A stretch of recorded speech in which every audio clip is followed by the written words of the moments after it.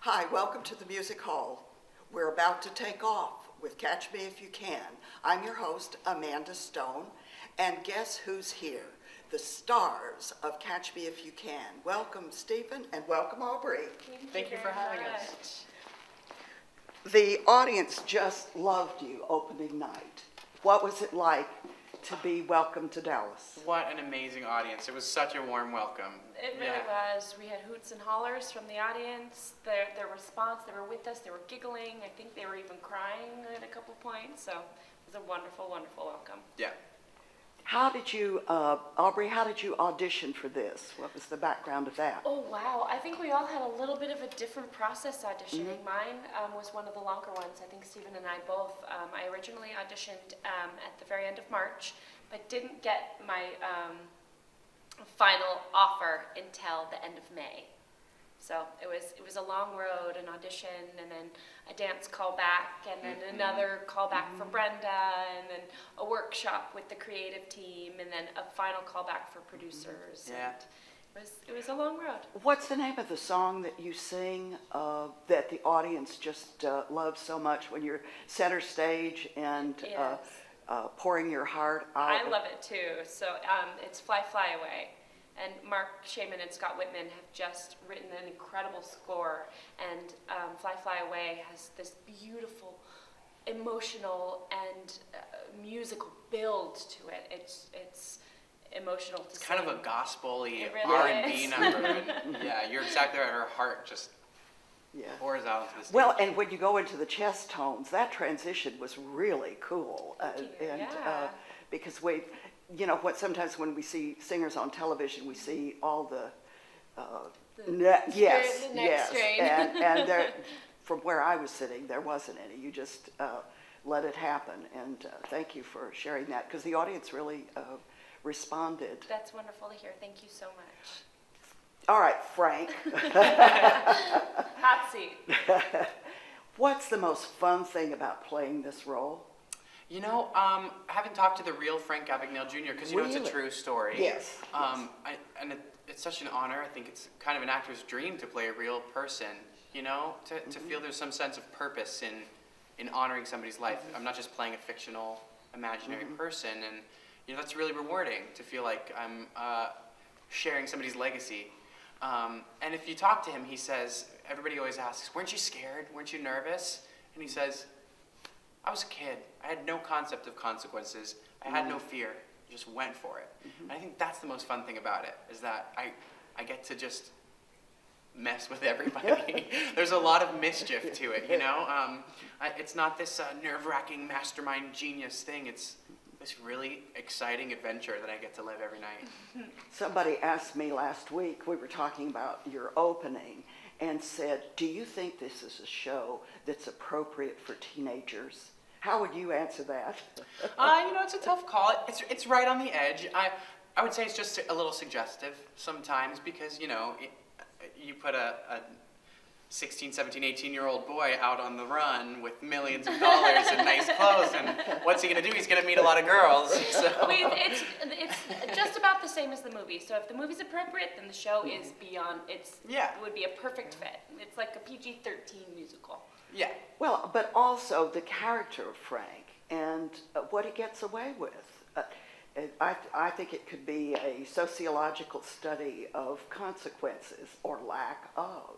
Very much. The audience, I thought, last night was really interesting with the reaction to your father in the play, and people were catching on, you know. Yeah. Absolutely. Well, Frank, when he comes, he always talks about he really believes in paying your dues, and he did his time. And because of doing his time, he didn't need to pay back all of these debts, but he did because he wanted to, because he felt that it was the right thing to do. So he paid everyone back, and he says he believes that he is able to do what he does because he lives in a country where you get a second chance. You can fall down, pick yourself up, dust off, and keep going, work harder, and live smarter. So he's an incredible man.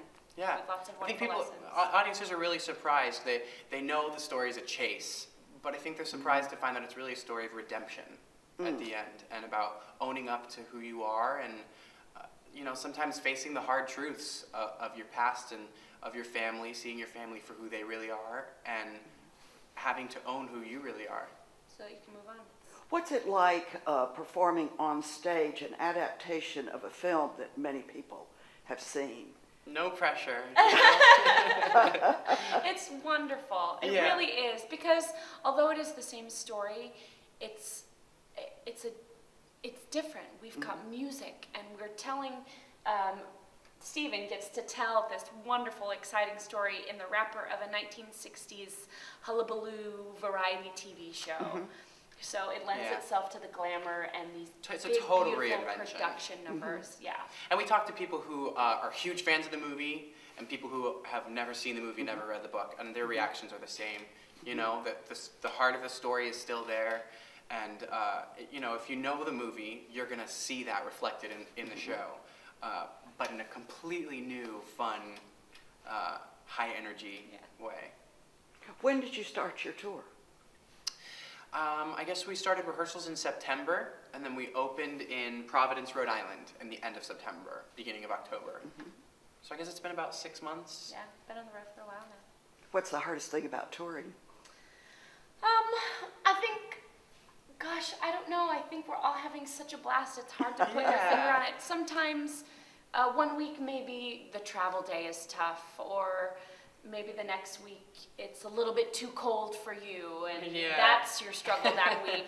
So It's tough. You know, the travel can really wear on you, but we're lucky to be in a really supportive, really amazing, generous group of people that has really bonded together. You hear all these horror stories of tours that 6 months in, everyone's bickering, but everybody genuinely loves each other in this show. It's been a really, really special, unique experience. And, you know, no matter how hard the traveling gets, or, you know, we're 130 performances in of the show, the curtain goes up, and I think we all are just ourselves in awe of this amazing story that we get It's to tell. showtime, right? Right. Yeah, we have so much fun together. It really is just a blast playing on stage. So I think that is a lot of that fun is what comes across and really gets the audience having this fun party time sitting out and watching this silly show. So. And it's really cool that none of our actors ever get stale, you know what I mean? Yes. No one's just going through the motions. There's always something new. You know, every time I do the scenes with Aubrey, every night, they're a little different. And you know, if she does something a little different, I pick up on it, and we, it's nice to have that. We're playing. Everybody keeps it really fresh and fun. We're always playing with each other, Where are you from originally, Aubrey? Originally, I'm from Northern California, Really? which is where my family is all still based. And so now, being a New York-based actress, that's probably the toughest thing about it. That actually might be the toughest thing about tour, is missing my family. So that might be. Where did you go to school? Where did you train? I trained in Northern California at the Meisner Technique School, and it's located in the Presidio of San Francisco. An incredible man, Jim Jarrett, and I'm very proud and excited about my training. And Stephen, where are you from? I'm originally from Miami, Florida. Okay. And I started training in high school. I went to New World School of the Arts, which is a very, very cool arts high school and college. And then I went to Florida State University, got my bachelor in music and music theater. Actually just finished in May. Really? Yeah. Oh, how neat. And then hit the road.